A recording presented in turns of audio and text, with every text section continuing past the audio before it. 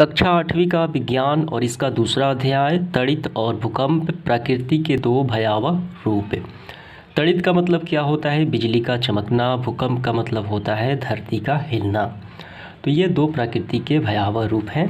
तो इस अध्याय के हम लोग सभी क्वेश्चंस को हल करेंगे। सबसे पहले रिक्त स्थानों की पूर्ति करें। सजातीय आवेश एक दूसरे को करते हैं। सजातीय मतलब होता है एक जात वाले, ठीक है, और विजातीय मतलब अलग अलग जात वाले। तो यहाँ पे देखिए, असमान आवेश एक दूसरे को आकर्षित करते हैं, एक दूसरे के पास जाते हैं, और एक समान आवेश एक दूसरे से प्रतिकर्षित यानी एक दूसरे से दूर भागते हैं। आइए भरते हैं।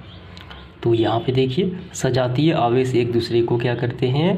प्रतिकर्षित करते हैं, एक दूसरे से दूर भागते हैं, और विजातीय आवेश यानी अलग अलग आवेश एक दूसरे को क्या करते हैं? आकर्षित करते हैं। तीसरा, तड़ित चालक तड़ित से भवन की क्या करते हैं? दान करते हैं। आपको यहाँ पे लिखना है तड़ित से सुरक्षा प्रदान करते, ठीक है, तड़ित से सुरक्षा प्रदान करते हैं। भूकंप की तीव्रता का मापन किससे किया जाता है? रिएक्टर स्केल से किया जाता है। इस तरीके से आपको लिखना है। चलिए देखते हैं अगला प्रश्न। प्रश्न क्रमांक दूसरा क्या है? सर्दियों में स्वेटर उतारते समय चिट चिट की आवाज़ होती है, क्यों? तो ऐसा आवेश के उत्पन्न के कारण होता है, ठीक है। कैसे करना है आपको आंसर? इस तरीके से लिखना है, सर्दियों में ऊनी स्वेटर हमारे शरीर से रगड़ाने पर आवेशित हो जाते हैं। परिणाम स्वरूप जब इन कपड़ों को हम अपने शरीर से उतारते हैं तो आवेश से क्या होता है? आकर्षण और प्रतिकर्षण के कारण चिट चिट की आवाज़ें आती हैं। तो हमने पढ़ा है आवेश दो प्रकार के होते हैं, धन और ऋण। चलिए देखते हैं इसका दूसरा प्रश्न। आपको यही लिखना है इसका आंसर। तीसरा पर देखिए क्या प्रश्न है। जब हम विद्युतदर्शी के ऊपरी भाग को छूते हैं तो अपना आवेश खो देती है, व्याख्या कीजिए। यहाँ पे विद्युतदर्शी का क्या मतलब है? कोई भी पदार्थ जिसमें आवेश होता है वो विद्युतदर्शी कहलाते हैं। आवेश से जो पदार्थ युक्त होता है, जब हम उसको छूते हैं तो उसका आवेश हमारे शरीर से होते हुए ज़मीन में चला जाता है, तो उसका आवेश ख़त्म हो जाता है, ठीक है, अपना आवेश वो खो देते हैं। तो यही बताना है कैसे। आइए इसका आंसर करते हैं।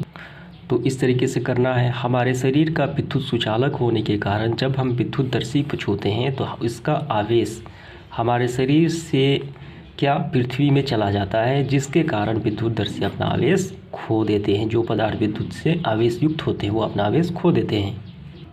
इसके बाद देखिए चौथा प्रश्न क्या है। भूकंप मापी का चित्र बनाकर उसके मापन विधि को लिखिए।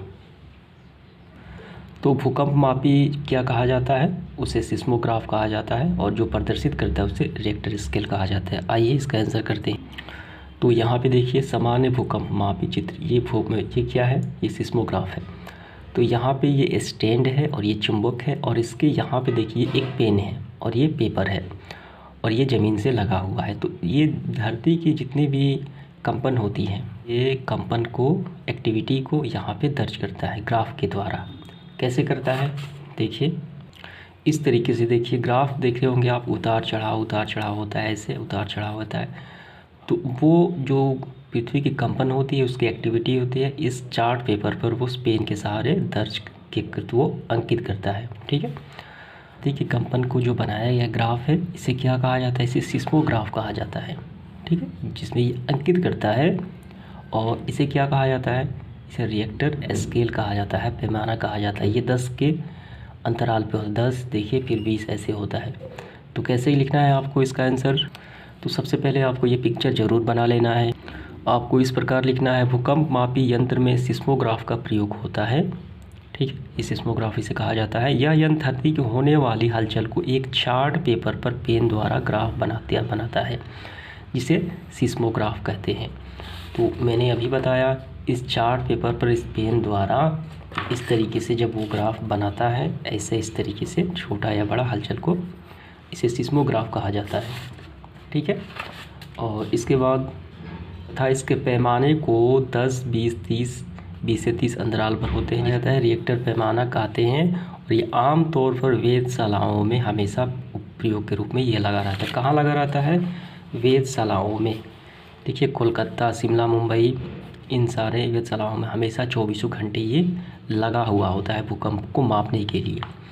तो ये आपको समझ में आ गया, ये पिक्चर आपको बना लेना है ऐसे ही। आइए देखते हैं इसका अगला प्रश्न क्या है। त्वरित तथा भूकंप से अपनी सुरक्षा के उपायों का वर्णन करें।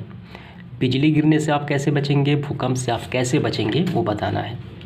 तो सबसे पहले हमें बिजली गिरने से कैसे हम बचेंगे उसको पहले हम लोग लिख लेते हैं। यहाँ पे देखिए, आपको कम से कम 4 लिख लेना है। सबसे पहले आपको लिखना है त्वरित से बचने के उपाय निम्नलिखित है। त्वरित झंझा अथवा तूफान के समय खुला स्थान सुरक्षित नहीं होता। किसी घर अथवा छत के अंदर की जगह सुरक्षित स्थान है, ठीक है, तो घर के अंदर रहना चाहिए। तो ये सारे आपको लिख लेने, कम से कम 4 आपको लिखना है त्वरित वाला। अब इसके बाद हमें भूकंप के बारे में लिखना है।